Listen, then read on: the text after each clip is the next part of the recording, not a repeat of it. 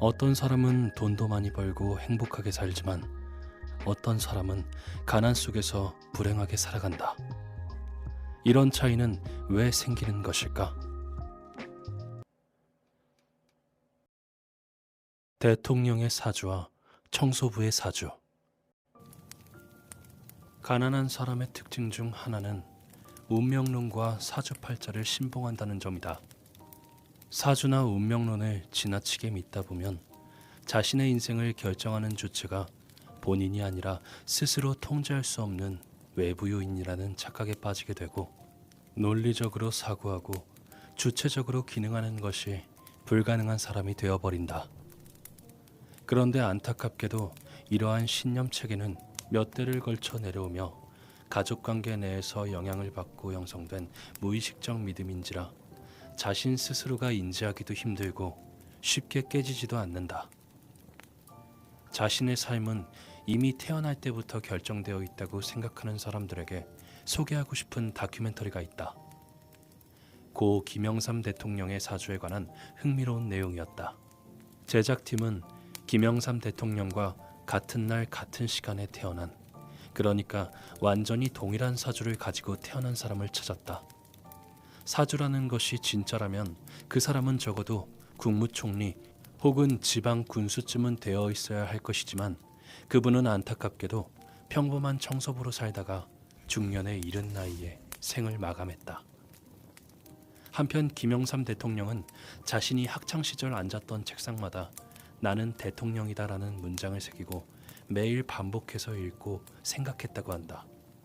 하나의 목표를 세우고 계속 그 목표에 생각을 집중하고 행동을 지속하는 것은 목표를 달성하고 성공을 이루는데 매우 중요한 핵심 조건이며, 이 과정에서 응축된 생각의 힘, 즉 신념은 사주팔자마저도 바꿔놓을 수 있을 만큼 강력한 힘을 갖는다. 난 지금까지 복권 한 장도 사본 적이 없고 앞으로도 살 생각이 전혀 없다. 돈을 더 벌고 싶다면 20대부터 늘 그래왔듯이 내가 가진 지식과 가치를 필요로 하는 사람들을 찾아가 그들을 위한 차별화된 양질의 서비스를 제공하고 도움을 주어 그들의 삶의 질을 높이고 감동을 주며 정당하고 당당하게 돈을 벌 것이다. 인간에 대한 충분한 이해와 세상에 대한 본질적인 법칙을 깨닫고 돈의 속성과 경제 개념을 이해하게 되면 절대 요행을 바라거나 불로소득을 추구하지 않고 정말 가치 있는 것에만 집중하게 된다. 재미로 복권 한 장 사는 게 뭐 어떠냐 생각할 수도 있겠지만 희박한 확률에 나를 맡기고 당첨을 바라고 있는 그 자체가 나를 무시하고 자신의 능력을 믿지 못하는 존재로 느껴져서 전혀 즐겁지 않을 것 같다. 또한 요행을 바라거나 운에 나를 맡기는 것은 목숨만큼 소중하게 생각하는 세상의 중요한 법칙을 부정하는 것이기 때문에 언제나 경계하고 있다. 이러한 신념과 지식 덕분에 나는 더욱 주체적이고 도전적이며 강해질 수 있었고 나의 운명을 개척할 수 있었다. 과학으로 밝힌 잠재력의 비밀. 우리는 일상 속에서 무의식의 힘을 간과하고 있다. 룩이라는 미국 잡지에 실린 실화를 하나 소개하겠다. 베트남 전쟁 때 4명의 미국 병사가 차를 타고 정글 속을 달렸다. 길이 아주 좁아서 어렵사리 가고 있는데 갑자기 베트남 군인이 기습했다. 미국 병사들은 불이 나게 수풀에 몸을 숨겼다. 잠깐 사격이 멈춘 순간 4명의 미군은 다시 돌아갈 방법을 궁리했다. 그들은 앞으로 가면 적을 계속 만나게 될 것이고 차를 돌리자니 길이 좁아 돌릴 수 없는 상황에 빠져 있었다. 진퇴양난의 상황 속에서 그들은 차의 내기퉁이를 잡고 번쩍 들어 올려 반대 방향으로 돌렸다. 그리고 엑셀을 최대한 밟으면서 도망을 쳤다. 도망가는 사이에도 베트남 군인이 쏜 총알이 머리 위를 날아갔고 그들의 머릿속에는 이곳을 벗어나야만 한다는 일념만이 있었을 뿐이었다. 그들이 무사히 돌아왔을 때 비로소 그들은 아무도 다치지 않았다는 것을 발견했다. 안도의 한숨을 쉰 그들은 자신들이 어떻게 그 무거운 차를 번쩍 들어서 돌릴 수 있었는지 의아해했다. 시험 삼아 차를 들어보았으나 차체가 흔들릴 뿐 전혀 움직이지 않았다. 인간의 잠재력에 관해 이야기할 때 나오는 실화다. 이런 이야기들은 정말 많다. 고층 아파트에서 떨어지는 아이를 맨손으로 잡아서 구해낸 할아버지. 자동차에 깔린 사람을 구하려고 괴력을 발휘한 행인 등 정말 많은 사례가 있다. 이러한 무의식의 잠재력을 끌어올리기 위해서 가장 우선시되어야 하는 것은 무의식에 이런 엄청난 잠재력이 존재한다는 것을 인정하고 그 가능성을 믿는 자세다. 어느 정도로 자신의 잠재력을 끌어올릴 수 있는지에 관해서는 사람마다 상황마다 달라질 수 있기 때문에 단정적으로 말하기는 어렵지만 자신에 대한 믿음을 가지고 제대로 노력하고 시도를 해보아야 비로소 알게 된다. 물론 잠재력의 개인차는 어느 정도는 있겠지만 같은 인간인 이상 어마어마한 차이는 아닐 것이다. 앞서 말한 사례들에서 언급한 육체적인 잠재력은 생존을 위해서 무의식적으로 봉인된 측면이 있다. 인간의 몸을 보호해주기 위해서 힘을 제한해서 일정 정도만 쓰도록 무의식에 설정되어 있는 것이다. 가령 2000cc의 차라면 대략 200마력 정도만 사용하도록 설정해두고 평소에는 필요 이상의 힘과 에너지를 쓰지 않도록 한다. 물론 무리해서 300마력도 넘게 사용할 수 있지만 그렇게 하면 내구성이 떨어져서 엔진이 고장날 수 있다. 인간의 신체 역시 마찬가지다. 필요에 따라 힘과 신체 기능을 최대치로 발휘할 수도 있지만 이러한 시도가 잦아지게 되면 인대가 늘어나거나 뼈가 부러지는 등의 부상을 입게 될 수 있다. 그래서 우리의 무의식은 평소에는 일정 수준 이상의 신체 기능을 발휘할 수 없도록 봉인시켜 놓는 것이다. 단 생사를 결정짓는 위급하고 심각한 상황에 처하면 우리의 무의식은 즉각적으로 반응하여 잠재력을 끌어올릴 수 있게 만들어준다. 절체절명의 위기 상황이 발생하면 무의식에서 잠재된 힘을 얻어서 쓸 수 있게 하는 것이다. 잠재력을 끌어내기 위해 필수적으로 알아야 할 것이 한 가지 더 있다. 노벨상 후보로 알려진 유전공학자 무라카미 가즈오는 유전자 혁명이라는 베스트셀러 저서에서 모든 유전자에 온과 오프 기능이 있다고 주장한다. 인간 유전자의 수는 60조에 달하고 유전 정보는 세포 하나당 30억 개라고 한다. 이렇게 엄청난 수의 유전자 중 실제로 활용되어 작동하는 유전자는 10%에 불과하고 나머지는 조용히 잠들어 있을 뿐이다. 즉, 인체의 유전자가 가지고 있는 기능 중에 사용하는 것은 켜진 상태이고 사용하지 않는 것은 꺼진 상태로 존재하는데 결국 인간의 잠재력이란 사용하지 않고 있는 90%의 유전자를 의미하는 것이다. 인셉션은 무의식의 힘을 표현한 영화. 암시란 다른 이로부터 다른 이에게로 옮겨진 생각이다.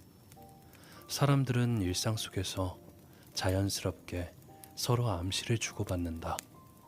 같은 지식을 전달하더라도 더욱 효과적인 암시로 만들어내는 사람들은 영향력이 매우 커지고 널리 각인되며 점차 유명해진다. 상대에게 효과적인 암시를 주려면 상대의 무의식까지 암시가 전달되어야 한다. 사람들은 비판의식도 있고 판단 능력이 있기 때문에 남들이 하는 말을 걸러서 들을 수 있다. 그렇지만 무의식을 깊게 연구하고 그 원리를 활용하는 사람이라면 사람들의 비판의식과 거부감을 효과적으로 낮추는 것이 가능하다. 비판의식과 거부감을 낮춘 상태로 만들어 놓고 상대에게 전달하는 암시의 위력은 매우 강력하다. 상대의 비판 의식을 현저히 낮출 수 있는 능력이 뛰어난 사람이라면 강한 암시를 전달하고 상대방을 자신이 원하는 방향으로 이끌어갈 수 있는 강력한 힘이 있는 사람인 것이다. 누군가는 인간의 인생에 엄청난 영향을 미치는 암시의 힘을 일찍부터 깨닫고 그 방법을 자신에게 먼저 적용시켜서 스스로에게 좋은 암시를 남기는 법을 터득한다. 그리고 나아가서는 남들에게도 암시를 강력하게 남길 수 있는 영향력 있는 사람으로 발전하는 것이다.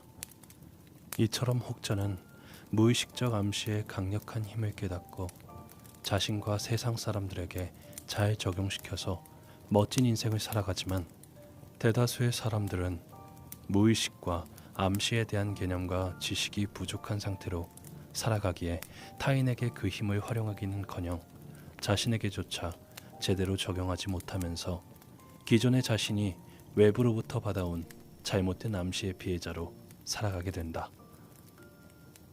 영화 인셉션은 암시의 효과를 잘 표현한 작품이다. 배우 레오나르도 디카프리오가 연기한 주인공 코브는 타인의 꿈에 침입할 수 있는 특수한 기술자다. 어느 날 그는 비밀스러운 임무를 맡는다. 글로벌 시장을 지배하는 에너지 그룹사의 후계자가 물려받은 그룹을 여러 개의 기업으로 쪼개도록 유도하는 일이다. 잘 나가는 그룹을 분할하라고 말로 설득하기란 불가능하다. 그래서 코브는 무의식의 암시를 이용하기로 하고 후계자의 꿈에 몰래 들어가 그를 조종할 수 있는 암시를 심는다. 이 영화에서는 한 사람이 목숨을 걸고 행동하게 할 만큼 암시란 강력하고 엄청난 힘을 가진 것이라는 사실을 말하고 싶은 것이다. 돈을 부정적으로 보지 말 것. 좋은 사람이란 타인이 겪고 있는 불편함과 어려움에 적극적으로 관심을 갖고 그것을 해결해 주려는 노력을 하는 사람이라고 할 수 있다. 즉, 적극적인 이타성을 가지고 지속적으로 성장하는 사람이 정말 좋은 사람인 것이다. 타인에게 정말 좋은 사람이 되고 싶다면 그들의 문제를 해결할 수 있는 지식을 갖추고 합당한 노력을 해야 한다. 인간에 대한 애정과 관심을 가지고 타인의 문제에 공감하고 자신이 가진 지식과 경험을 활용하여 문제를 해결해주며 필요한 욕구를 충족시켜주는 사람들에게 우리는 감동을 느끼고 감사한 마음으로 돈을 지불한다. 자본주의 사회에서는 자신만을 생각하는 이기적인 사람은 절대 큰 돈을 벌 수 없다. 다른 사람의 어려움과 문제를 해결하는 사람이 되어서 필요한 제품 혹은 서비스를 만들어야 큰 돈을 번다. 이런 세상의 이치를 알고 나면 돈을 많이 번다는 것이 얼마나 가치 있고 신나는 일인지 느낄 수 있다. 사람들의 문제를 해결해주면 감동한 사람들이 고마워하면서 기꺼이 돈을 지불하니까 언제나 기쁘고 행복한 마음으로 타인에게 이로움을 주는 자신의 일에만 계속 집중하면 된다.